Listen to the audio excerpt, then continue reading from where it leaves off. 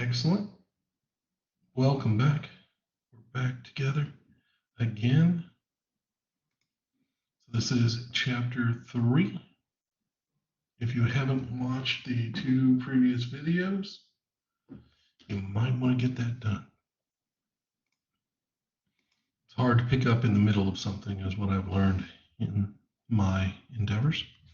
So chapter 3, we're going to do an overview on the ethics of communication, ethics within communication. Sorry about that. This mic picks up a lot of noise. We're also going to look at the legalities, cultural, and philosophical ideas behind communication and what our duties are as speakers. We're also going to look at credibility and ethics today.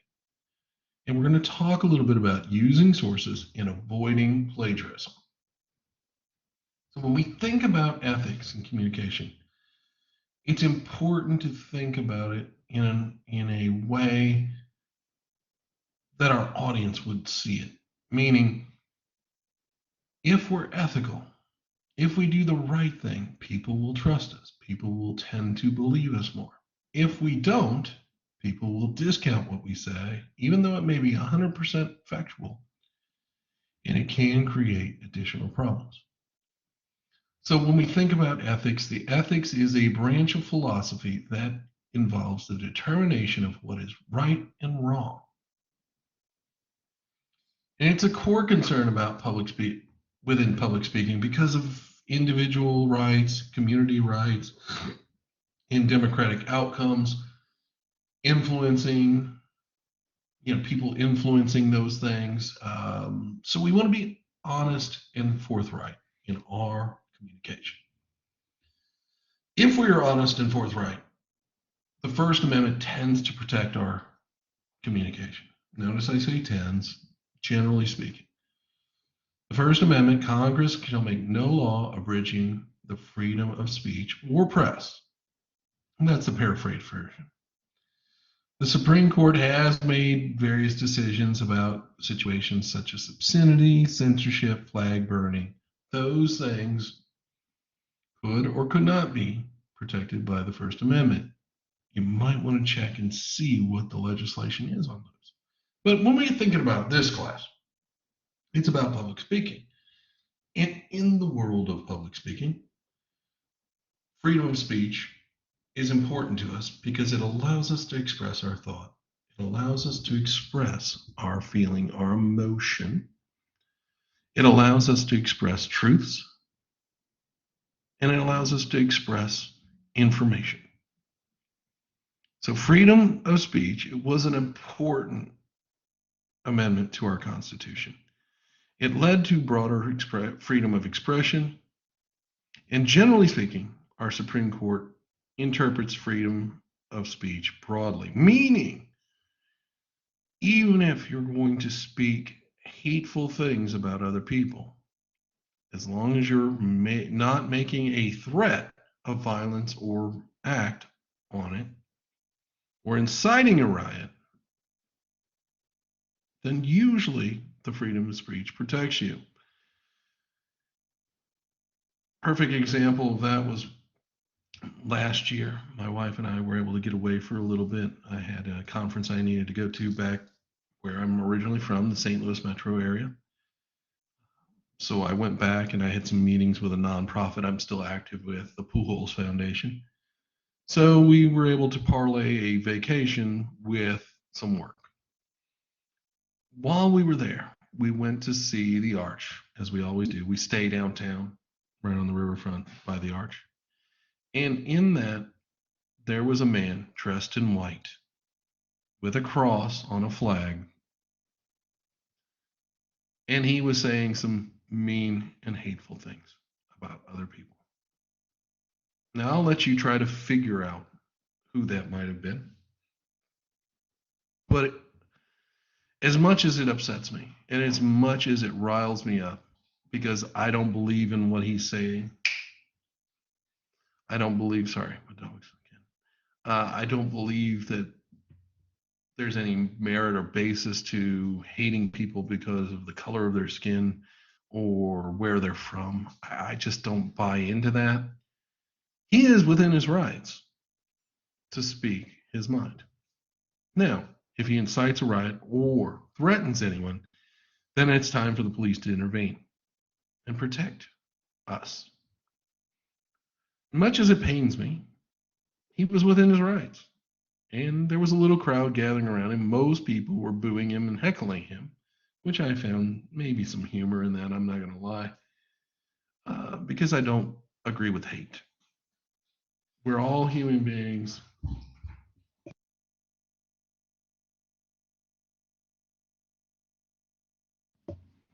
We're all human beings. Sorry, my dog's again. And we're all entitled to a certain level of respect. I mean, we are each individual people. No one's better than the other. I don't care where you're from, what your education level is, level of income. Doesn't matter. We're all human beings. We have the same emotions, the same feelings. We want to be liked. We want to be appreciated. So exceptions, I mentioned the exceptions to the freedom of speech. So something important to understand as a public speaker, as you will be giving speeches. You are not allowed to threaten the life of a president. If you do, they will come for you, okay? It's happened time and time again. Also, communities can establish certain requirements for public safety. For instance, you can't say fire in a theater. You can't say rape if it's not real, if it's not happening, because you don't want to create a situation where people try to help and it's not real. That's basically a false crime, reporting a false crime, and you don't want to do that. You will go to jail for that, in fact. Also, if the freedom of speech that you're talking, and interestingly enough, this case is ongoing right now, incites violence, then you can be held accountable. There's a president, previous president, who is dealing with this situation right now. His legal team is stalling for the best efforts. How much information they have on him, I don't know. I'm not here to cast dispersion on anybody. I don't know what exactly he did. But I know that if they can prove that he did incite violence, he will be in trouble. And you're not allowed. I don't care if you're president or just some guy on the street, right? It doesn't matter. If you incite violence, people are hurt, damages incur, you can be held personally liable. And of course, speaking of personally liable, we have defamation, meaning slander and libel. Now, most people don't know the difference between the two, so I take the time to teach you. I want you to learn. I want you to understand. Slander is making false and damaging statements about someone, whereas libel is publishing a false statement that is damaging to someone's reputation. It is a written defamation. Both are suable and both are accountable. Both can hold you personally accountable for the words you say. So, in other words, choose your words carefully. When we think about where do we get our ethics from, where does ethics come from? Well, cultural and religious place some bearing in it. When we think about our idea of ethics, hard work, that's very much American. There's some other countries that hold to that, ascribe to that, but that is definitely an American trait. When we think about other cultural, so is egotism. The United States loves to think that we won World War II. We did all these things all by ourselves. But the reality is there was a collective effort. If you ever believe that the United States won World War II all by itself, I challenge you to do a little more digging. Look for some truth. See how much of a role the Soviet Union played in World War II as far as that front against Germany and how many lives were lost, both German and Soviet. We were all in this together. So again, sometimes there's good things that come from our culture, sometimes not so good things come from our culture. Same can be said about religious, right? I don't need to dive deeply into that. Whatever your religious preference is, I'm not here to sway you in any way, shape, or form. When we think about religion, we also think about the golden rule, religious text. Do unto others as you would have them do unto you. When I think about Hinduism, I think about respect for others. You know, we need to be more respectful. I think now with the lack of accountability with social media, I think we need to take a step back and try to be more responsible because you can be sued for publishing. Social media is considered publishing slander. So be careful. I know most people don't think about that, but be careful. Other places we get our ethics from, community standards. I grew up in the Midwest. There's a certain way we do things and even a way we communicate. You probably noticed I have a funny accent. I'm not from southern states. I tend to move and communicate a little bit quicker than some. I don't mean for that. It's just where I grew up. I try to slow it down. I try to make sure that people are getting my message. But it's just where I grew up, so it affects me in some ways. You know, I was taught to respect my elders. I was taught to respect others. I was taught to respect people in authority, even if they're abusing authority, and then report their abuses. There's going to be documentation. An inquiry can result from that. And then the larger things can be changed within a community. Your family upbringing has some bearing on your ethics as well. So I challenged you last class to think about your core values. Now I want you to take your core values, what's important to you, and think about them, how they play a role in your ethics. Because there is a direct connection there. I want you to think about that. I want you to tell me what you think. This is not necessarily a right or wrong answer. I mean, the wrong answer is obviously not answering. But I want to see what your thinking is about your core values, because your core values are different than mine, and your ethics might be slightly different than mine. When we think about other sources of ethics, philosophical sources come to my mind, and it did in the book too. Plato is a great example. Plato. Notice the power of speakers and their ability to mislead an audience. And we need to be careful of that. We need to make sure in all our speeches, our evidence, our facts are truly facts, not our opinion. When we think about Cotillion, rhetoric is a good man speaking well. I have tried to ascribe to this all my life. Be honest, be forthright, be courteous. Give the people the information and let the people decide what they wish to do with it. It's not my job to run a country. It's not my job to sway or influence the whole world. It's my job to teach. And I've been teaching for all my life, honestly. As far back as I can remember, whether it was baseball, whether it was fielding, teaching my friends certain things in history. Another philosophical idea is utilitarianism. And I must say I subscribe to this, where we think about doing the greatest good for the greatest number of people, helping the largest portion, doing the right thing for the greatest number. It may not help everyone, but if we're respectful and we do it to help most, the world ends up being a better place.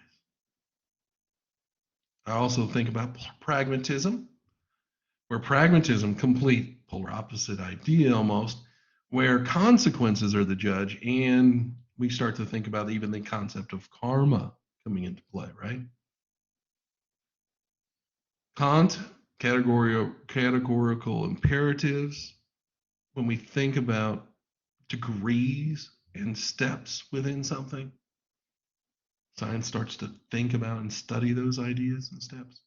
Existentialism, we all have individual choice and responsibility for our choices and our actions. When I think about the storming of the Capitol last year, it saddens me. Okay? It makes me sad. When I think about how people could damage our own property that taxpayers paid for. When I believe in peaceful protest by all means. I don't want anyone to get it and think I'm going off. I'm not Republican. I'm not Democrat. I'm not much of anything, honestly. I have yet to find a party that represents me completely. I vote for the best person for the job, typically. But what I can't understand is why someone would purposefully incite violence, purposely destroy public property. And if someone can convince me that there's a real and good reason for that, well, that'd be a tall order, first of all. But maybe I changed my opinion there. We all have individual choice and responsibility. We have the freedom to do what we will. And unfortunately, we pay the price sometimes. Habermas, we hope for that, where everyone has an equal opportunity to participate in a process in making the world a better place. So when I think about credibility and ethics, I think first about Aristotle, who preached wisdom, sagacity, and the character of speaker. They really wanted to make sure that people were doing the right thing, being truthful, being honest. Today, though, it seems like the attitude of an audience towards the speaker is based on both reality and perception. What I mean by that is, how many people turn out to be some sort of influencer when they really aren't great people to begin with? Now, it's up to you to figure out who that might be. It's up to you to pick those people. But we must be careful of our heroes because our heroes can fall. So when I think about people, we're all subject to doing the right thing or doing the wrong thing on any given day. And most of the time, we may choose to do the right thing, but it's sometimes that one day where we do something not quite right. And that leads to a problem.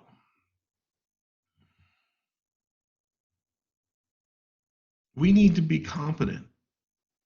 We need to show goodwill. We need to have good character as a public speaker. Otherwise, the public may not trust us. Other traits within credibility that create credibility are likability and poise. How do I present myself? What do I look like? Do I utilize humor? All those things play together in making a public speaker. Now, I want to challenge you. This is a man who I grew up watching on the evening news. I want you to tell me who this man is. This is this week's question for chapter 3. Who is this man? And what is his ultimate legacy? I will give you one hint. CBS Evening News. That's all I've got. I want you to do the digging. I want you to see if you can find him. This man was a hero of mine. Now, credibility, it differs from audience to audience. I'm more credible sometimes when I'm with my peers than I am to perfect strangers. Today, I haven't shaved in a couple days. I kind of took a couple days off. I'm a little gruff. So maybe that affects my appearance, my credibility, right? My credibility could suffer even within a speech if I stumble over my words or if I don't know my facts. My credibility will fall. The audience may not trust me. Now, credibility, there's 3 steps within credibility. There is initial credibility when you see a speaker come up on stage.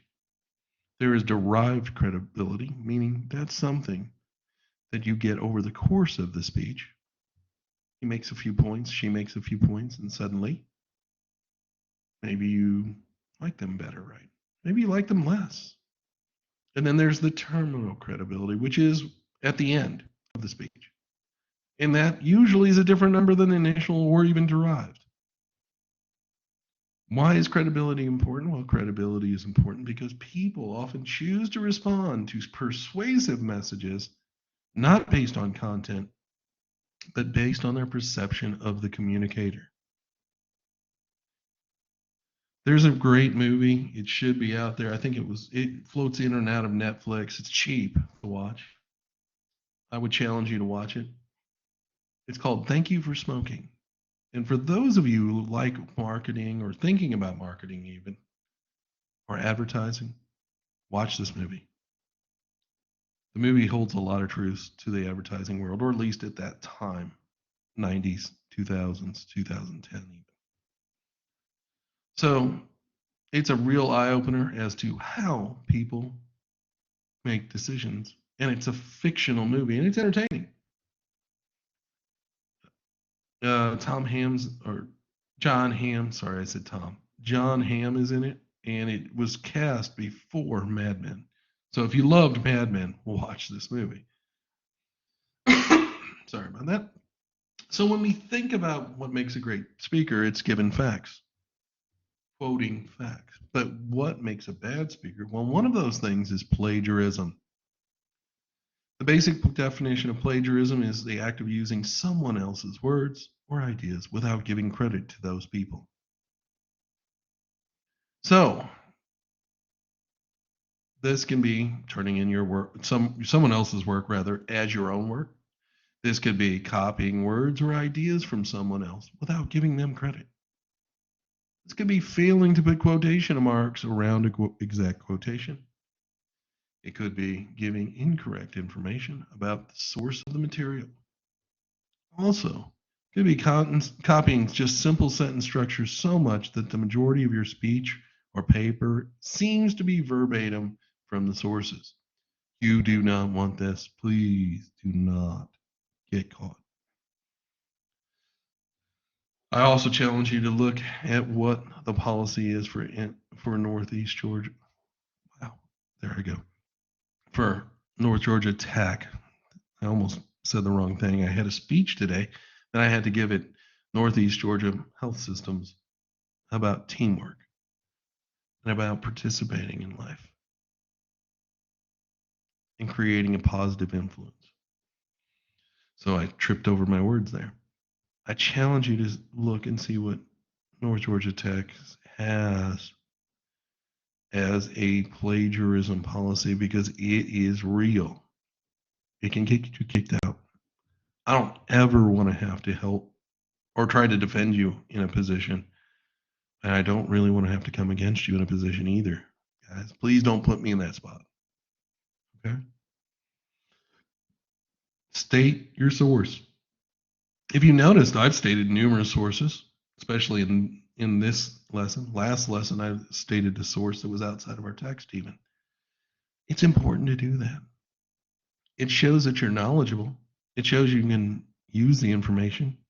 And it shows that you're not taking credit for everything, like it's your unique ideas. And when you do that, people respect you and you have more credibility. It's an amazing concept.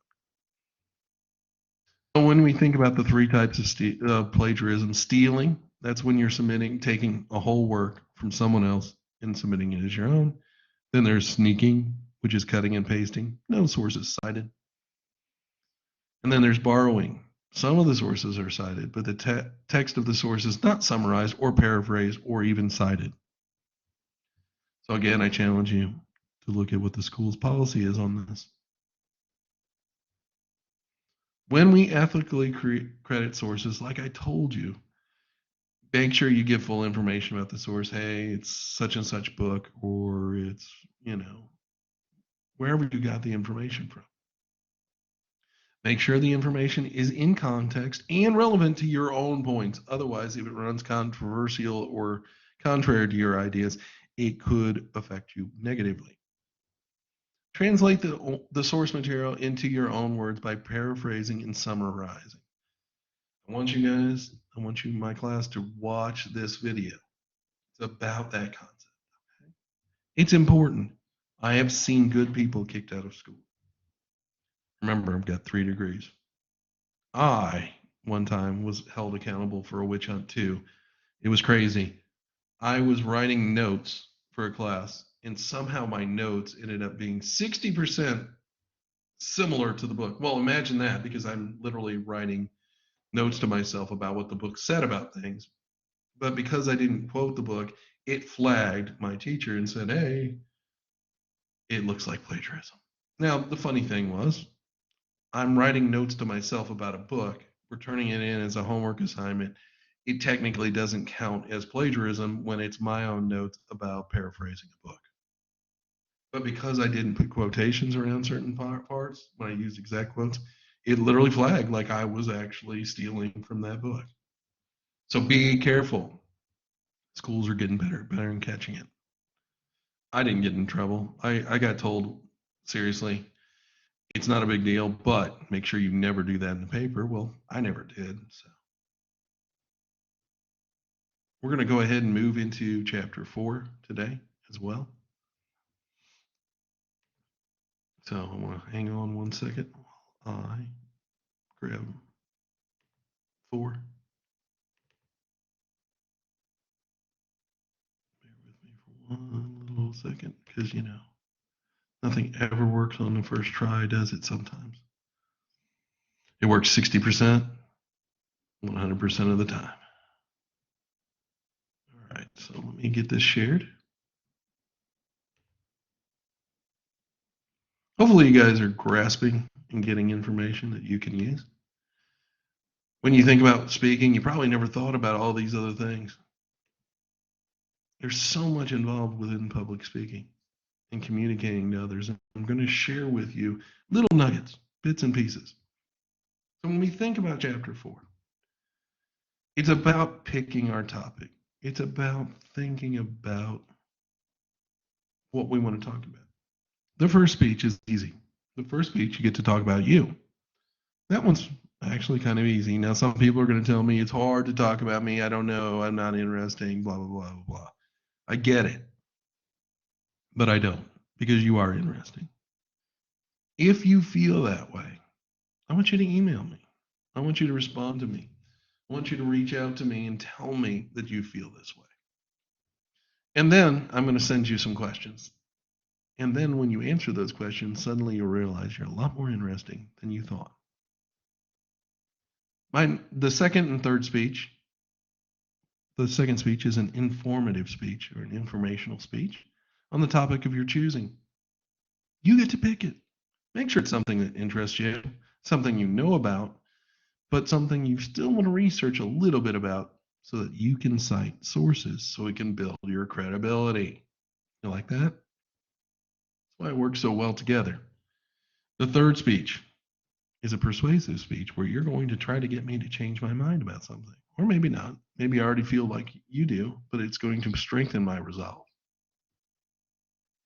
The fourth speech is a special occasion speech. We'll talk about that one more when we get closer. So you see, you're going to have 2 speeches where 3 speeches. You're going to have to pick topics for. So I'm going to help you with that idea. And we're also going to talk about formulating special purpose statements, formulating what we call a central idea statement, and problems to avoid. Okay? So specific purpose statements, central idea statements, and how to avoid some problems.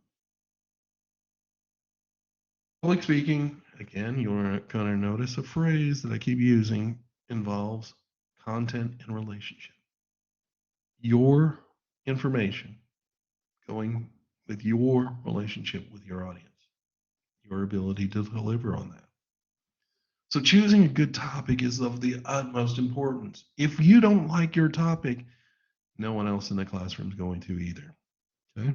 Being honest. So what should I do? How do I get started with my topic? How do I get started with my purpose? Well, focus overall on your purpose, then your topic. Meaning, I want to tell you about gold mining. Now, that's great. I've got a topic, gold mining.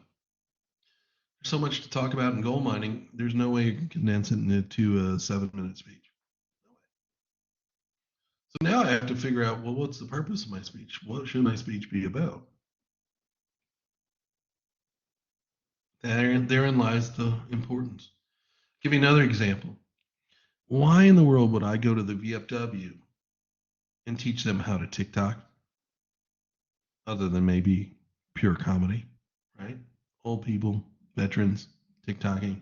That might be funny. I'm not making fun of them. They did their time. They served our country well. The reality is, veterans of foreign wars don't really care about TikTok for the most part. If you look at the statistics, if you look at the demographics. So my topic would be poor topic to bring to the VFW. You want to pick your topic wisely. You want to think about the purpose of your topic. How can it help our audience? How can it inform our audience? How can it deliver something to the audience? How can it persuade them?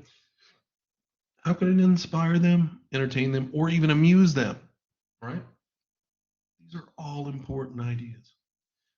That's what an audience is looking for. So when we think about specific purpose statements, it's what the speech is about. We really think about information, but we should start with our own personal inventory. Passions we have, interests we have, experiences we have, training we have, what we like, or even what we hate. I heard a great speech on Brussels sprouts one time. The speech on Brussels sprouts was started off, the author of the speech hated Brussels sprouts. Hated them since he was a little kid, had them. They were so gross, can't stand them. Don't want them. Said speaker went to a barbecue, outdoor cookout with a group of friends. It was a sorority. Sorority. It was a fraternity. Um, so he's there at his fraternity meeting, and they're having a good time. And it takes a scoop of something. It's been charred, cooked on the grill. It's kind of greenish, but like I said, charred. Took a scoop of it, ate it with his burger, ate it with his French fries, ate it with some other foods, hot dog, and was like, "Man, this was pretty good." Found out those charred, grilled green things are Brussels sprouts. And it changed his personal idea of Brussels sprouts. So he starts with one idea, hate of Brussels sprouts. Talks about how he hates them. Couldn't stand them as a kid and mushy, gross. Mom made him eat them. I'm never eating them again. And it turns into, but I found a way I can enjoy Brussels sprouts. So there was a great speech on a simple concept, things he liked and hated at the same time. Now, I'm not saying you have to do a speech like that, but you want to take something that you kind of know, something that you're passionate about, something that you're interested in, and you think others will be interested in as well, something you may be trained in. Think about what you're at school for. What degree will you have? Is there knowledge you gained in one of those classes you think your audience would enjoy? Remember who your audience is. You're in luck. It's just me. And I like most everything. I like to learn. So if you can inform me about something, I'm cool with that. I like it. Think about it. You, your audience, and your content all merge together through a specific purpose statement, which leads us to a central idea statement. So the specific purpose statement is important because it organizes the speech and gives the audience an idea of where you're headed. The central idea statement is actually where the speech actually goes afterwards. What is the big idea? What is the big reveal? In the speech I told you earlier when I summarized, it was he found out he liked Brussels sprouts after all, just cooked a certain specific way. So when we think about specific purpose statement formats, we want to use phrases like to inform you, to persuade you, to demonstrate, to define. So let me go through some of these. To inform you that Brussels sprouts can be an amazing food. To inform you about what the 13th Amendment did and how it affects us today. Or maybe it's going to be to persuade you to recycle your plastics. Notice I'm drinking Quick Trip glass. I recycle those. The guys know I always get a refill. I'm going to persuade you that just by doing that, we can help our environment. A simple act like that. To demonstrate how to change a tire. How about that for an informative speech? To demonstrate how to brush one's teeth. To demonstrate how to get your COVID shot. I could have done that one today.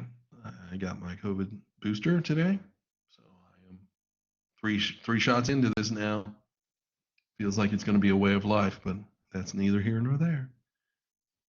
To define something, to describe how one feels flying in a glider. To explain. That one can be fun. Tell me about something you know. So think about your target audience always with your specific statement, purpose statement. You want to make sure that it's something that would appeal to them. For instance, my speech today is to inform you on how Universal Theme Park is 10 times better than Disney World. Okay? Simple, straightforward. My speech today is to demonstrate how to choose athletic shoes for different types of feet. Pretty deep, pretty important, right? My speech today is to convince you that you should check your news sources carefully. Ooh. And not trust social media. Even better. Guidelines for a specific purpose statement. The content should be somewhat singular and focused, okay? It really needs to be clear to your audience what it is you're going to talk about. The content must match up or be matchable or face up with a purpose word, like when I said to convince, to inform, to argue, to describe. When we think about those things, the purpose and content should be relevant to our audience, meaning you don't pick a topic that they're not going to be interested in. If you do that, you're asking the audience to tune out. Now, for those of you who really want to take public speaking further, I challenge you. I'm going to give you this link later on, further into the semester as well. But this is a place where you can take extra lessons on learning how to do things and do them well. Some are free, some cost. But I challenge you. Click on it, see what you think. Let's look at some examples of that specific purpose idea. To inform my classmates of the origin of hospice movement and how it will affect your life. To describe to my coworkers the steps to apply for retirement. That wouldn't be a good one for you. Here you are going to school, starting your careers. That one's boring, right? To define for a group of new graduate students the term academic freedom. Now that one might be interesting. To explain to the Lions Club members the problems faced by the veterans of wars in the Middle East. To persuade to a member of a fraternity or sorority alternative places to go for spring break. There's so many. Let's jump over and look at formulating central idea statements. Central idea statements essentially are the same as a thesis statement in a paper, right? They're statements of purpose. Now, how they're different, though, is some of the strict rules of English composition can be loosened. I don't need 100% proper grammar. But we want to stay professional, courteous. We want to stay knowledgeable, seem intelligent to our audience, because remember, it affects our uh, credibility for the audience. So in the central idea statement, you're going to announce your topic and main points directly. But rather than just say them out, you want to do it in a way that makes it interesting, a way that maybe makes it a reveal and keeps your audience interested. Remember, specific purpose and central ideas are connected, but they are not the same thing. Let's look at some specific purpose statements to explain to my classmates the benefits of participating in a semester-long internship. That was the specific purpose. The central idea: spending a semester working for a local company or nonprofit will have a great benefit now and in your future. You'll gain experience for your resume, learn more about your field, and make connections within that field with employers. Or even, here's another one. By spending a semester working for a local company or nonprofit, you'll gain experience for your resume, learn about your field, and make connections with companies. Simple, straightforward. See how a specific purpose and a central idea work together, but they're not the same. One of the biggest problems I see students try to do in their speeches is cover too much material. Remember time limits. We're going to talk about those time limits as the speeches get closer. But don't try to cover so much material. When you think about a personal introduction, that speech is 90 seconds. It must be 90 seconds at least, up to 3 minutes long. Don't want to go too much over that, otherwise we sound conceited, and you're way too interesting to do it in 60 seconds, 70 seconds, right? So you can do better. Conversely, people will grab a topic, and like I told you earlier, I want to tell you about mining. Well, that's coal mining. That's great, but you know what? There's so much to talk about. You couldn't cover it in 12 minutes. So think about your choices. Remember, in speeches, sometimes the speech should be L to T rather than an A to Z about a topic. Okay? You're going to dive into the deepest parts of a topic versus trying to cover everything. Sometimes we tend to focus on things so much that we lose our audience and they just tune us out.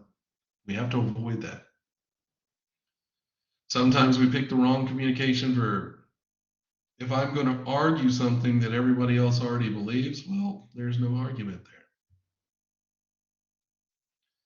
If the contents have two parts, 1 and 2, it can cause confusion in an audience. Because remember, they're not always listening well. Think about our results from our listening experiment. Do we always listen well? Now, the other problems I see people running into on basic speaking is format. Sometimes they'll write the statements as a question. Okay, that's not good. You don't want to do that. So don't do that. Hang on 1 second. We're having technical difficulty.